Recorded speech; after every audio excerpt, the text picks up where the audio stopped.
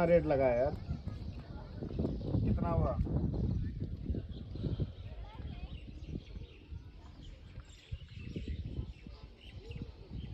250 का पाउच। कौन सा दे दिया 250 में? अरे यार उतना रेट थोड़ी रहता है।